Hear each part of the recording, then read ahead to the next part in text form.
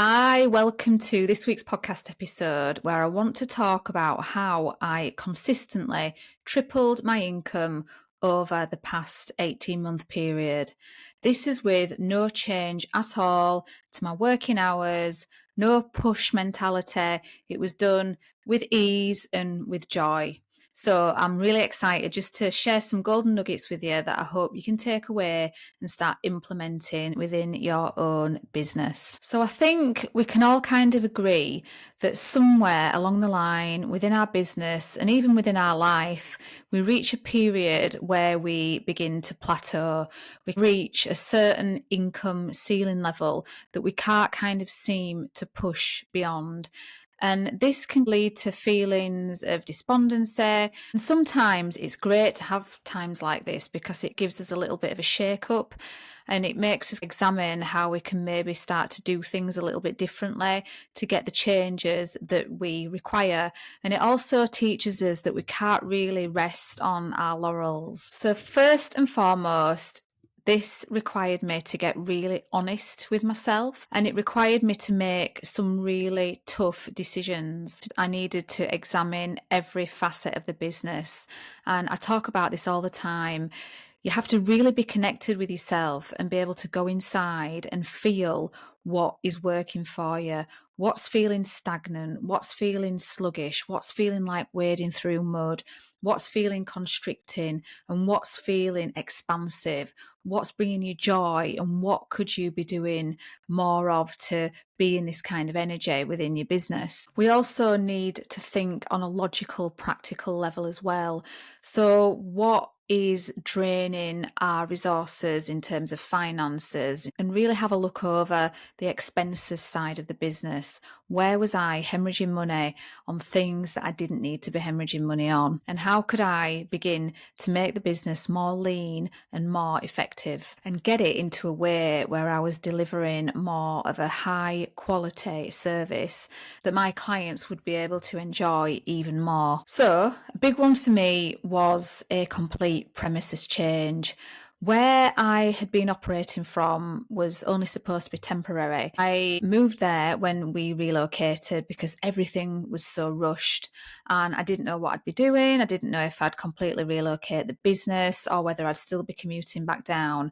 And then COVID hit and I got stuck in this premises where I felt really constricted, really unhappy, but I'd not done anything to change it. Just plodded along post-COVID. So I knew that this had to go, and I knew I had to then operate from somewhere that was more aligned with me, more aligned with my clients, more aligned with my brand ethos. And doing this, making this one single move, was one of the best things that I could have ever done. At first, I was really nervous about implementing the changes, but actually it was quite the opposite. People loved the central location, they loved the feel of the place. It was light, it was airy, it felt beautiful. So I think this had a big impact on the up-leveling of the business. At the time, I was also growing the training academy, so it made sense to operate both from the new premises. But remember, I'm talking about tripling my income just from the clinic alone, not from the training academy. Secondly, I had to look and really examine the systems that were currently being in use in the business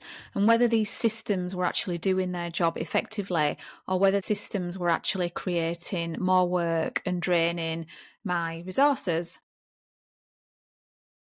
So, for instance, I had a CRM system that I was paying a lot of money for, but I was having a lot of hassle with it. Clients were struggling to make their bookings online. They were struggling to rearrange their appointments. We had issues with consent forms, just a lot of issues that were basically draining time and draining resources.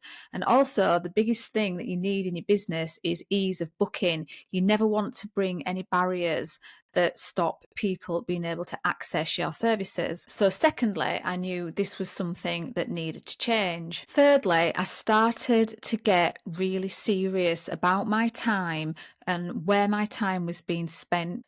Was I spending my time on things that were not in my zone of genius? So, spending my time in the tech side of things, in the account side of things. Were these things that could easily be outsourced, or were these activities things that could be automated with the right systems in place? So, I literally made a list of all the activities that are needed within the business and all the activities that just require me and the other activities that don't really require me at all, that somebody else could easily do or that could be automated. I also got serious about where I like to spend my time.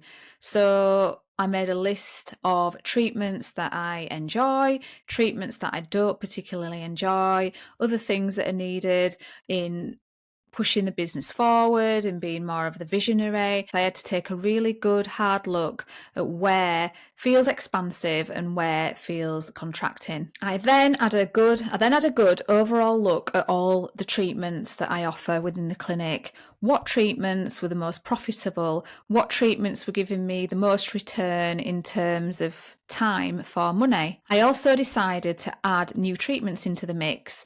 So again, to do this, it's really important to know who your clients are and who you serve and what kind of treatments that they may be looking for. I personally don't take on anything that's faddy, anything that's a bit gimmicky. So for me to take on new treatments, it does require a lot of thinking about.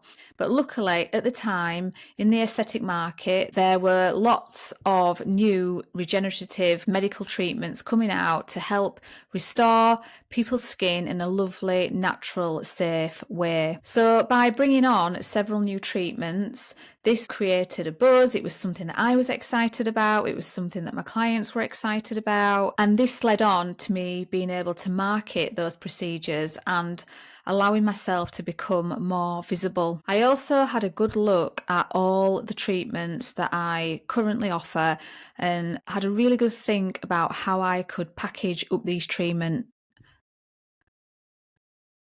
with the aim being to get the best outcomes for my clients whilst also improving revenue. I realised that there was some beautiful treatments that I offered that clients didn't even know about. And I think you automatically think when you offer treatments that everybody that enters the clinic knows about everything that you do.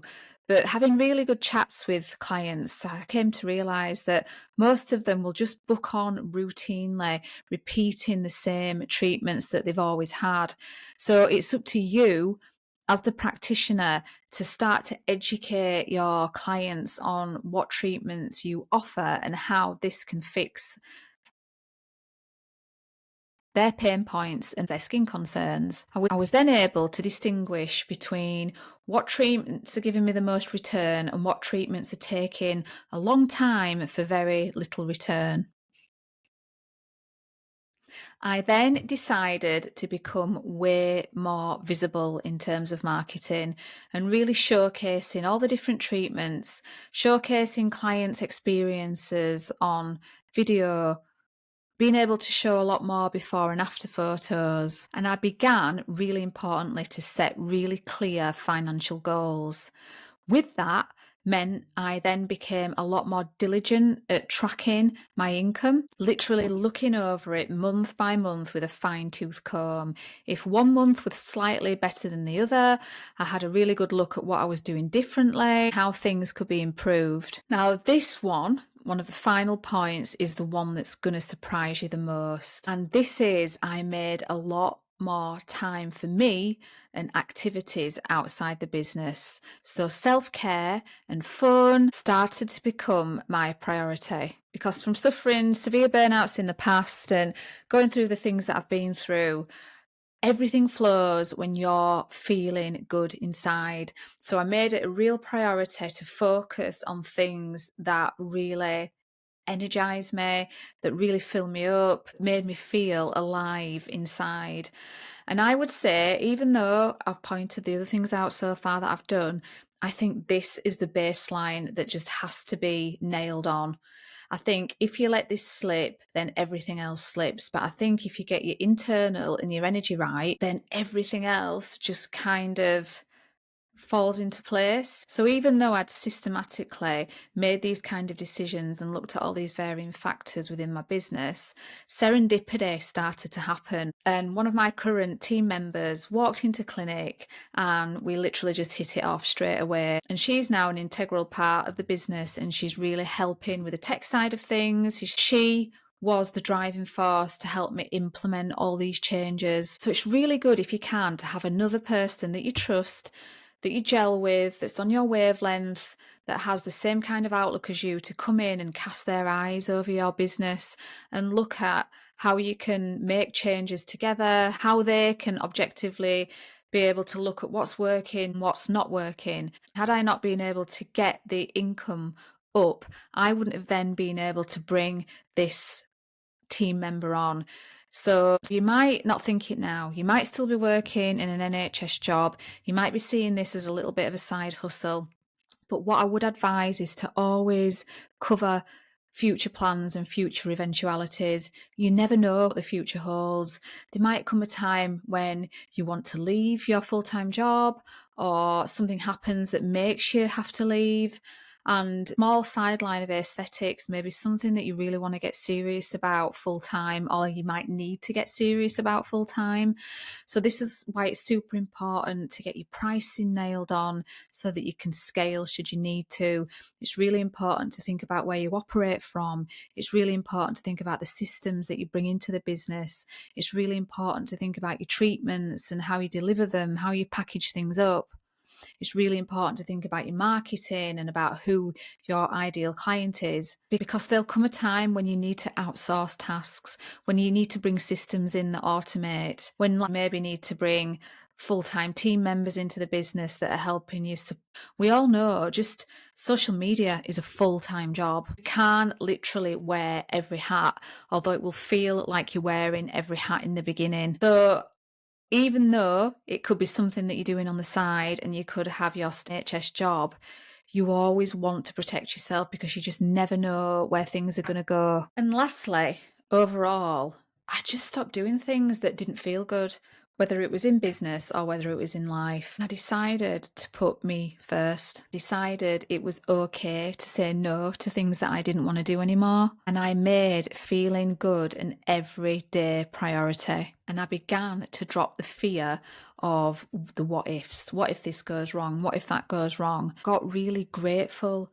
for the business and the freedom that it has allowed me and the creativity that it has allowed me. And I realise what I actually do have and how far I've come and how much I now value my freedom, being able to make my own decisions, my own creativity can just literally skyrocket. There's no income ceiling level.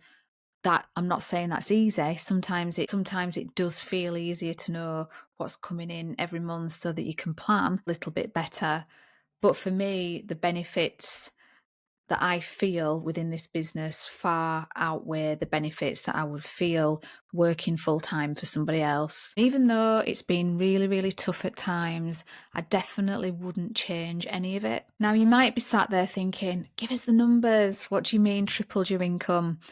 And some things I don't want to broadcast over the podcast. And this is why I have my new membership that I'm forming for people that have come through the academy, or for people that just want to be part of the membership. Here we can go a lot more deeper into the figures and into the intricacies and into the inner workings. But just for podcast purposes, I like to just give an overall kind of broader view. So just to recap, I had to make tough decisions. I had to get real and honest with myself. I had to really feel in how to every facet of the business was making me feel. I had to look at where I was hemorrhaging money. I had to look at what was working, what wasn't working in terms of systems. I had to get really, really serious about my time and where I was spending it. What was my zone of genius? What wasn't my zone of genius? I had to look at what could be automated, what could be outsourced. I had to look at the treatments that I offered. How could I package up the treatments so they're increasing the revenue, but also increasing the client experience and client outcomes to be more favourable. I got more visible on social media, showcasing every treatment that I did. I then set really, really clear goals. I began to track my income and my profit and loss really, really diligently. And I had fun. It made fun and joy and feeling alive a priority way before anything to do with the business.